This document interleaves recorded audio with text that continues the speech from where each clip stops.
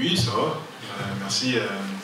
Je vais bien. Voilà, on a eu une nuit assez courte en revenant, premièrement, mais après, avec la journée d'hier et aujourd'hui, ça fait beaucoup de bien encore aussi. Et à la tête, comment ça va avec cette victoire? Vous avez tous dit après le match que ça pouvait vous ramener de la confiance. Bien sûr, ça peut caler. Voilà, on a fait un match plein. Forcément, on n'a pas fait aussi non plus ce qu'on voulait non plus dans le jeu, tous ces aspects-là. Mais le plus important, comme je l'avais dit après le match, c'était de ramener les 3 points et de faire preuve de caractère sur ce genre de match, pardon. Et on l'a fait et c'était le plus important. C'était ton premier but européen, hein, si je ne me trompe pas. C'est ça. Forcément important, ça va peut-être te permettre de te libérer encore un peu plus, parce que c'est vrai qu'on attend que tu marques des buts qui comptent, et là c'était vraiment un but important. C'est ça, bien sûr. Le premier but, dans tous les cas, dans une carrière, c'est quelque chose qu'on retient forcément, que ce soit en Ligue 1 ou en Coupe d'Europe. Et j'espère que ça m'amène à d'autres, parce que j'aurai encore l'opportunité de faire la différence. Tu disais après le match que tu avais aussi été acheté pour faire la différence, justement. Est-ce que tu ressens un peu une forme de pression par rapport à des stats, par rapport à ton nombre de buts? Est-ce que tu trouves ça suffisant depuis que tu es au Stade Rennais? Comment tu le vis un peu, cette pression du but de la passe D aussi? Non, je ne ressens pas forcément de pression, mais je ne me voile pas la face. Je sais qu'il y a beaucoup d'attentes autour de moi, mais comme avec beaucoup d'autres joueurs dans cette équipe, et c'est à moi de répondre. Moi, je fais simplement mon maximum, et quand je fais bien mon boulot, je suis forcément content. Et je pense avoir bien fait jeudi. Maintenant, c'est le plus important, et ce qui est difficile dans le football, c'est d'enchaîner, et il faut que je fasse cela. Est-ce que tes 2 matchs avec l'équipe de France Espoir où tu as marqué 3 buts t'ont fait du bien justement pour reprendre un peu de confiance? Forcément, parce que début c'est début. Que ce soit contre une équipe forcément avec moins de qualité, avec tout le respect que j'ai pour les équipes qu'on a affrontées, que forcément en Ligue 1, c'est son début et ça fait forcément du bien pour la confiance de tout et chacun. Et comme j'ai dit, le plus important c'est d'enchaîner, parce que le football du haut niveau, c'est savoir être performant match après match, et je sais vers quoi j'ai envie d'aller et sur quoi je dois m'améliorer aussi. On a souligné jeudi soir votre caractère, aussi votre vice en fin de match pour gagner un peu de temps. Tu sens que c'est nouveau aussi, ça, un peu dans l'équipe. Comment tu l'expliques, ce caractère, ce vice et cette malice que vous avez? Je sais pas du tout. À vrai dire, je ne sais même pas ce qu'ils nous avaient, mais je pense qu'on avait vraiment envie de gagner. On avait tout simplement envie de la gagner. Et aussi, on a beaucoup d'expérience à force aussi de jouer énormément de matchs. Beaucoup ont multiplié leur nombre de matchs de par les saisons précédentes. Et à force, on prend forcément de l'expérience. Avec des joueurs comme Neymar et Steph qui nous conseillent chaque jour, c'est que bénéfique. Ce visage d'équipe un peu vicieuse, ça n'a pas été le vôtre par le passé. Est-ce que ça te plaît, toi, de te dire que vous pouvez avoir en tout cas ce visage-là? Moi, ce qui me plaît, c'est de ramener les 3 points. Peu importe la manière, je voudrais vous dire, ça importe peu. Hein. Au final, on retient simplement les points. La manière, il y a eu beaucoup de matchs que j'ai joués et qu'on méritait de gagner, mais on a été forcément trop gentil ou trop tendre. Et au final, on ne retient que la victoire, la défaite, et c'est ça le football. Ouais, tu marques sur un coup de pied arrêté. Donc, en Grèce, contre l'Orient, c'était un bloc bas, ça a été un petit peu difficile d'avoir des situations dangereuses pour toi. Peut-être que Strasbourg, ce sera un peu le même scénario. Qu'est-ce qui manque encore sur les déplacements face à des blocs très bas, justement, faire regrouper pour...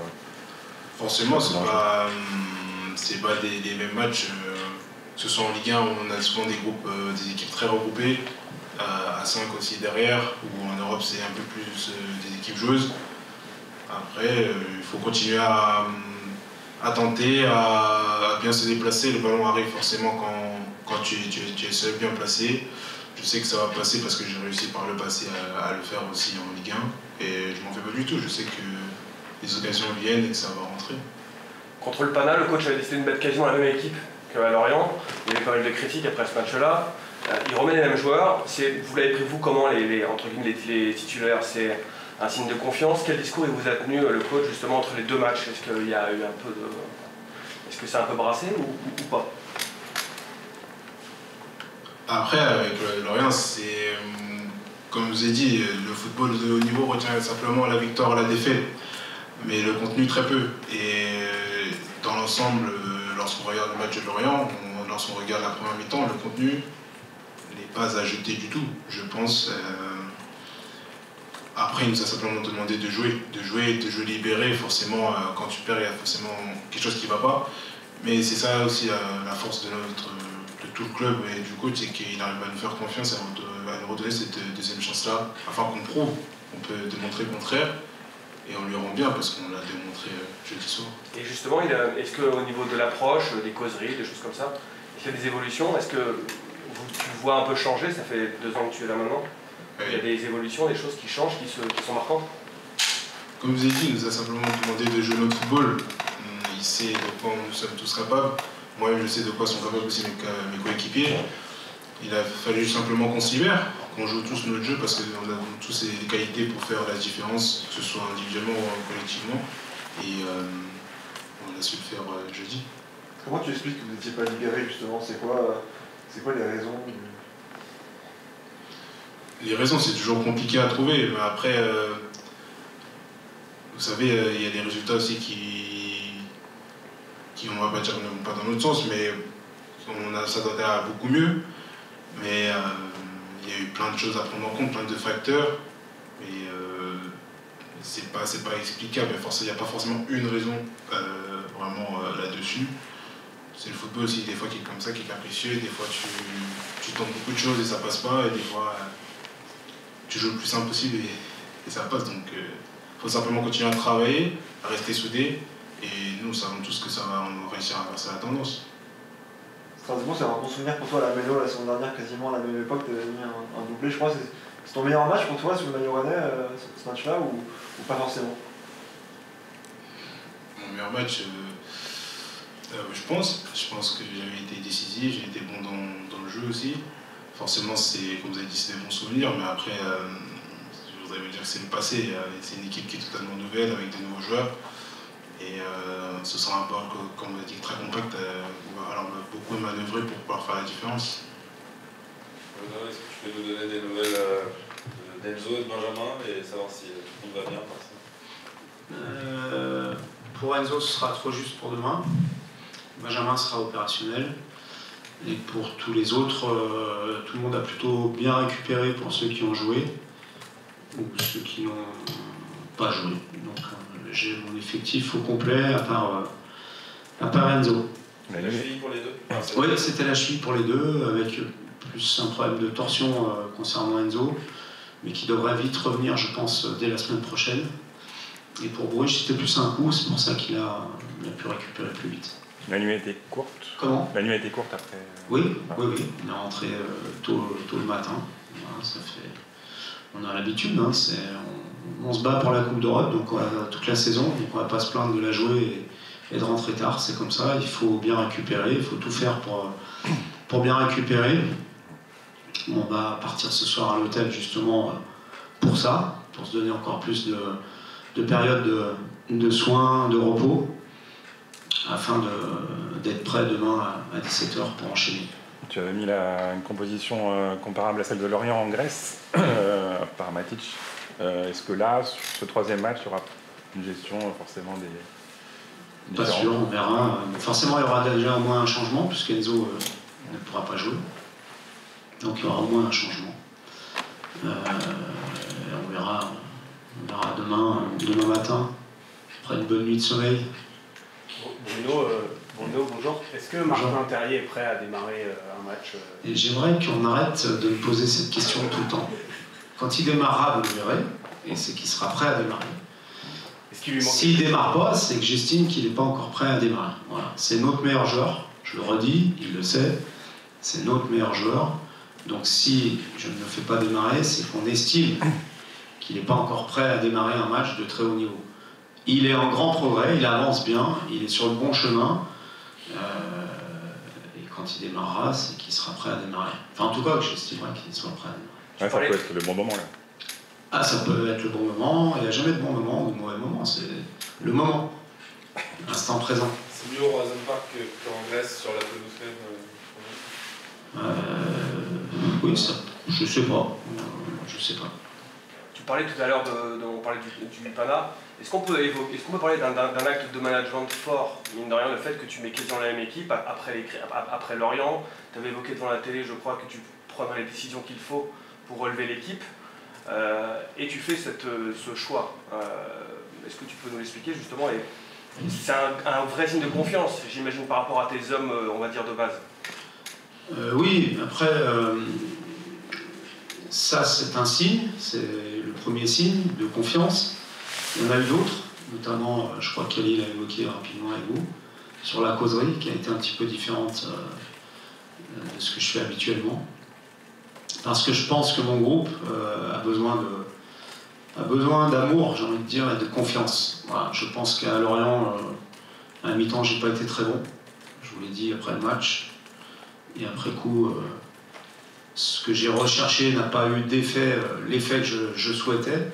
Donc il faut aussi savoir se remettre en question. Et je pense que j'ai un groupe qui a besoin qu'on leur apporte un peu plus d'amour, je ne sais pas si c'est comme ça qu'on peut dire, mais en tout cas de soutien et de confiance. Donc j'ai beaucoup insisté là-dessus avant le match du PANA. Est-ce que tu les as beaucoup tensés à la mi-temps de Lorient? Un peu, oui. Mais finalement, c'est dans le prolongement de ce que tu faisais par le passé, c'est comme ça que tu vois le management aussi. On parlait d'empathie, on parlait de confiance. Alors c'est sûr que c'est à double tranchant parce que si jamais vous perdez au PANA, tout le monde va tomber dessus. Oui, mais de toute façon, quand on perd, tout le monde tombe sur l'entraîneur, c'est comme ça, et sinon il faut faire un autre métier.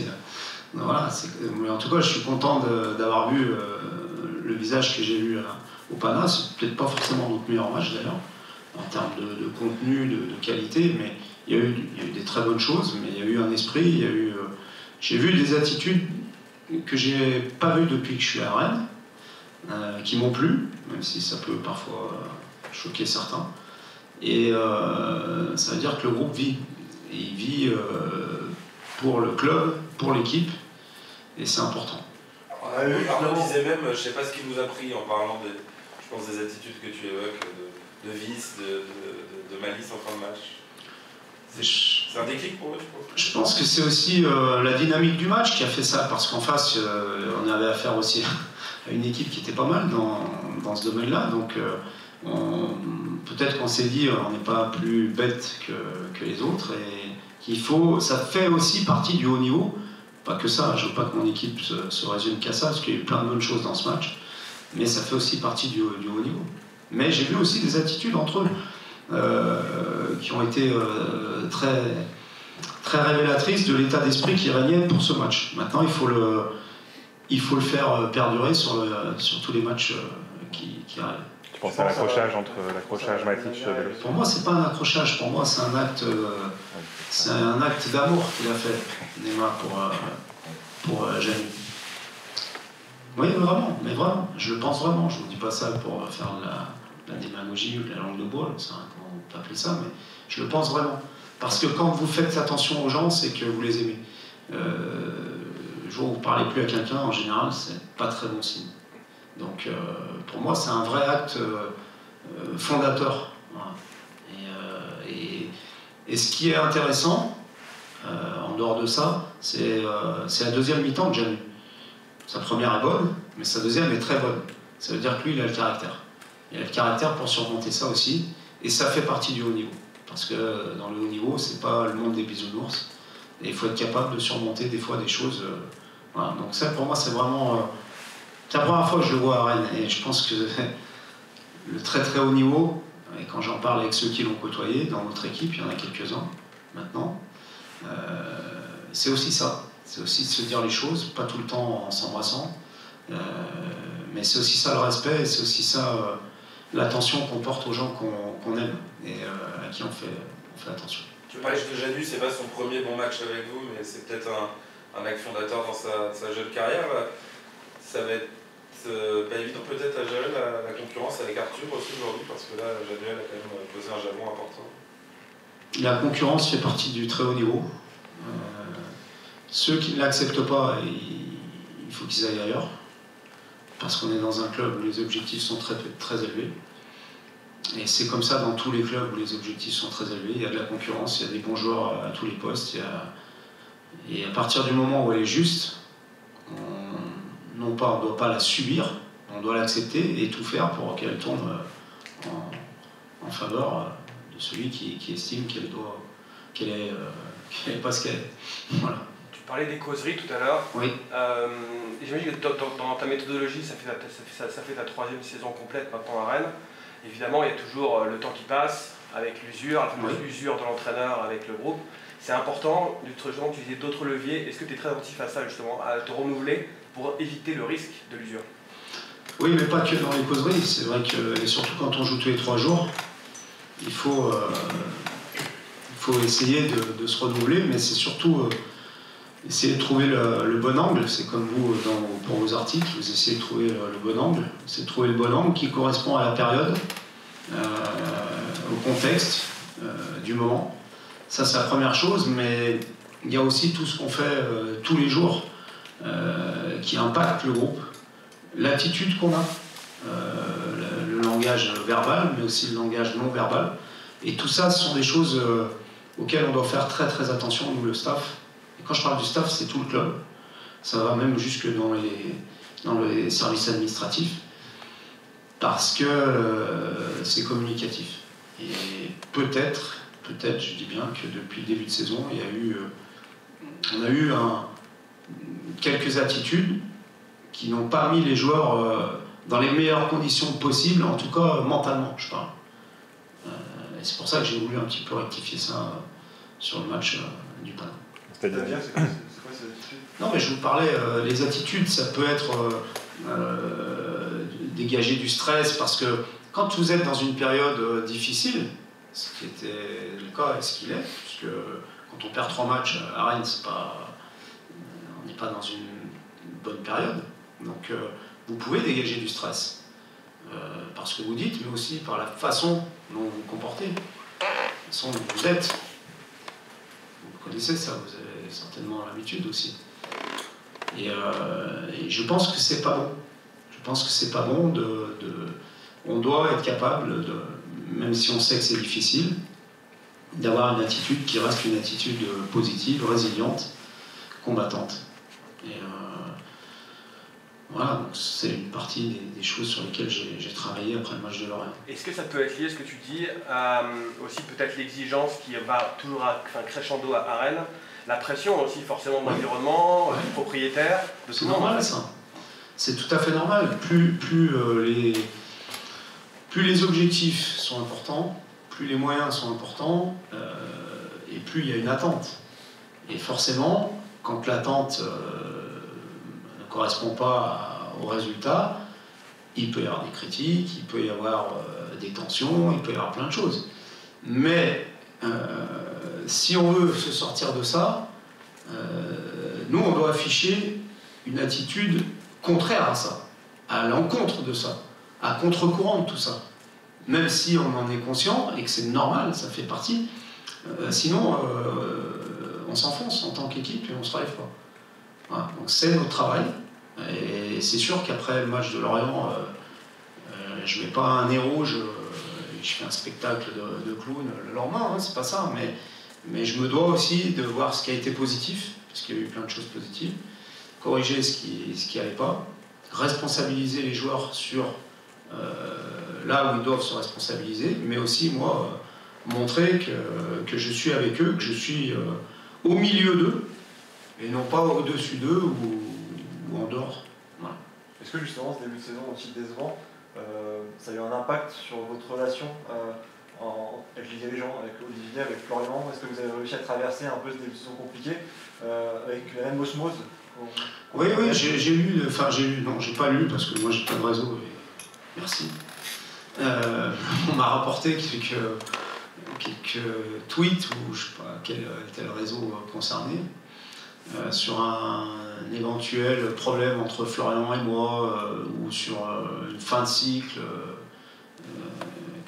dans lequel je pouvais être aux yeux de mes dirigeants. J'ai pas senti ça du tout, et au contraire, et il n'en a jamais été question. Donc, qu'on ait parfois des différences de point de vue sur l'analyse, sur les joueurs, sur le recrutement, ça c'est normal et heureusement, sinon on ne travaille pas.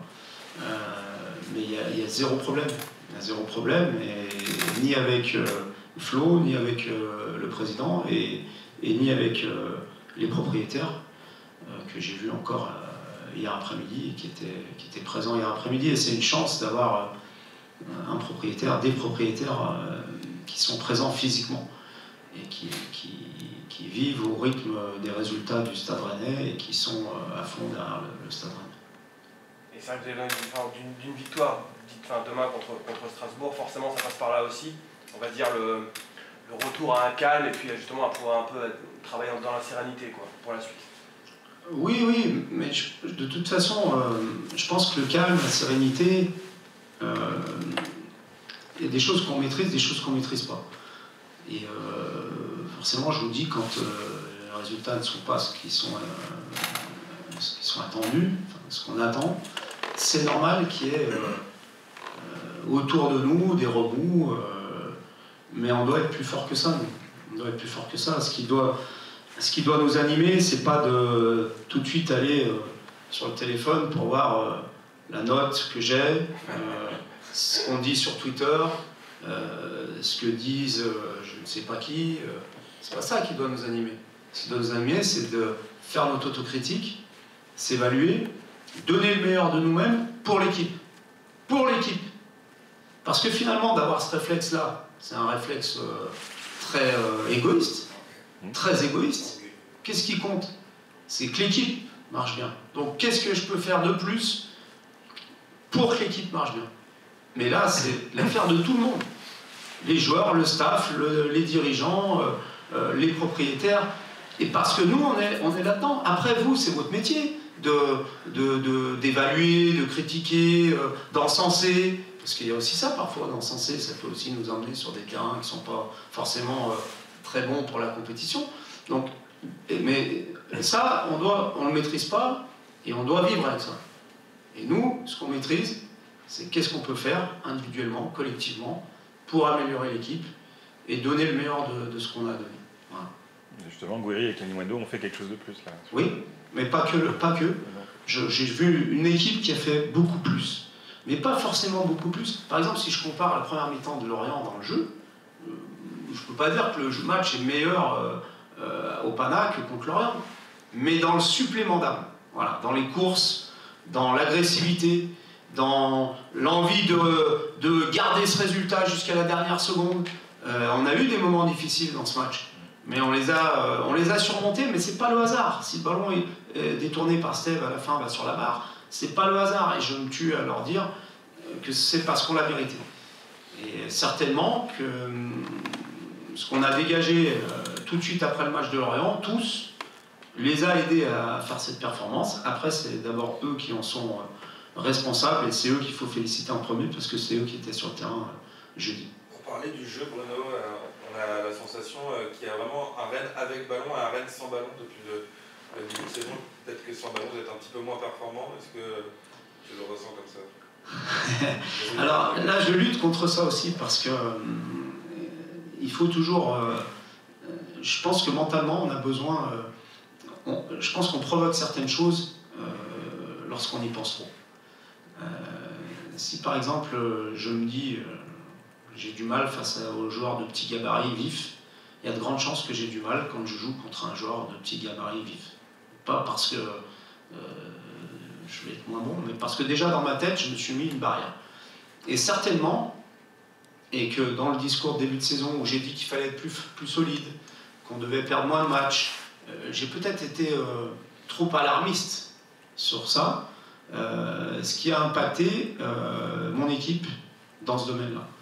Et c'est là aussi, là-dessus, je pense qu'on doit travailler. C'est vrai qu'on a concédé quelques occasions jeudi, mais on a montré aussi de la solidité. Et je pense que c'est un peu la même démarche qui doit nous animer. C'est-à-dire être conscient de nos manques ou de ce qu'on doit améliorer, mais sans que ça devienne quelque chose d'ancré négativement dans nos têtes, à un point de subir les événements. Tu parles quand même de l'aspect mental du début de saison, comme c'est un peu le principal problème, mais est-ce que vous travaillez différemment sur cet aspect-là avec les joueurs? Comment vous faites pour justement les conditionner mentalement à performer et à répondre aux ambitions du club? C'est un travail qu'on doit faire tous les jours. y a d'abord un travail sur soi, parce que si je suis en train de vous dire que je dois donner confiance à mes joueurs, mais qu'autour des joueurs, il se dégage que du stress, de l'angoisse, de l'anxiété et des réflexions négatives, ça va être compliqué, les convaincre d'être différents. On a la chance aussi d'avoir, je vous en ai déjà parlé, des gens qui sont spécialistes de ça au club, et c'est un travail qu'on doit faire sur nous. Mais pourquoi je parle beaucoup du mental? Parce que je pense que dans le sport de haut niveau, c'est une part très très importante de la performance, et aussi parce que j'ai un groupe d'excellents joueurs. Donc quand on se dit qu'on a un groupe d'excellents joueurs et que les résultats ne sont pas à la hauteur de ce qu'on doit avoir, c'est qu'il y a aussi d'autres raisons. Les gars, ils n'ont pas les pieds carrés. Quand je regarde les stats athlétiques, on a une des équipes qui court le plus du championnat, le plus longtemps, le plus vite, à la plus haute intensité.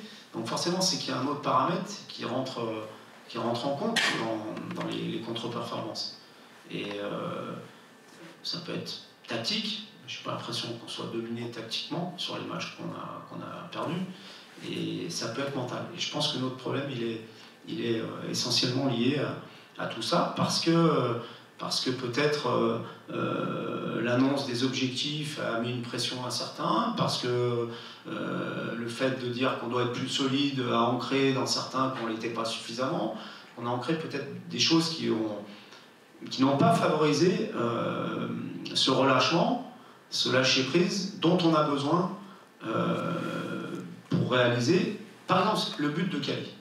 Je vais prendre l'exemple du but de Kali. Si Kali, il n'a pas confiance et qu'il n'est pas dans un moment où il est... Là, on ne réfléchit pas dans ces moments-là, c'est l'instinct. C'est pas le coach qui dit à Kali de faire une matchère sur un coup franc. Donc il faut bien qu'il y ait une part d'instinct, une part de lâcher-prise. Et si, dans nos attitudes, dans nos déclarations, on favorise autre chose, bah, je ne suis pas sûr que Kali tente ce geste. Parce que il se dit, ben, j'ai peu de chance de le réussir. Alors que là, il est libéré. Et il se dit, je vais le réussir. Et il le réussit.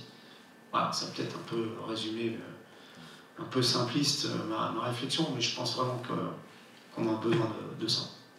Tu es très psychologue en tout cas. Non, mais je pense qu'on a aujourd'hui, vous savez, aujourd'hui, quand être entraîneur en Ligue 1, on a un staff qui est très compétent, qui est étoffé, qui vous mâche beaucoup le travail.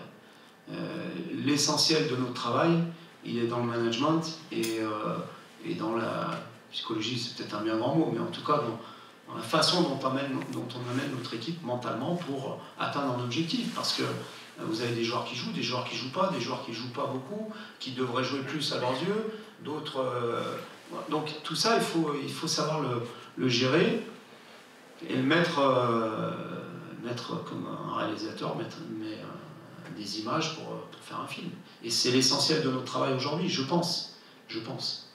Avec des éléments en plus peut-être qu'on ne maîtrise pas, nous, à l'extérieur, que aussi. Toi, que vous maîtrisez, oui. Que peut-être on peut s'interroger, je pense à vous par exemple, oui. Qui est peut-être, voilà, c'est une explication bien sûr. qu'on n'a peut-être pas à l'intérieur.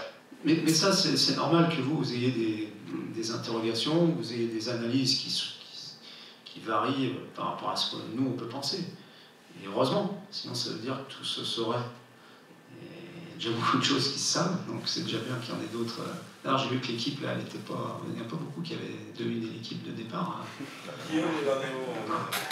Donc non mais c'est... Voilà, mais encore une fois, ce qui est essentiel, c'est l'équipe et de donner le meilleur de soi-même pour l'équipe.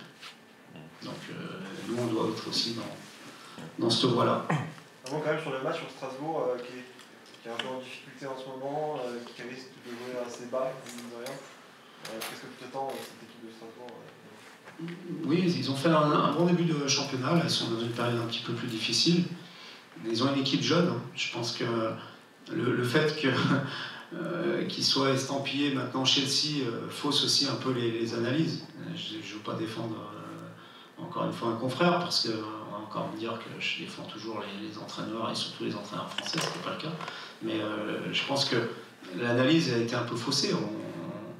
il y a eu du recrutement qui a été fait, mais c'est une équipe qui reste très jeune et on sait qu'avec une équipe jeune, il peut y avoir des hauts et des bas, c'est ce qui est le cas en ce moment, mais ça reste une équipe qui va être difficile à manœuvrer, peut-être qu'ils vont jouer bas, je ne sais pas ce que va mettre en place Patrick, mais en tout cas on a l'habitude de plutôt avoir affaire à ce genre de physionomie de match, à part contre Paris. Je pense que toutes les équipes qui sont venues ici ont eu cette attitude. Ce sera à nous de trouver les solutions.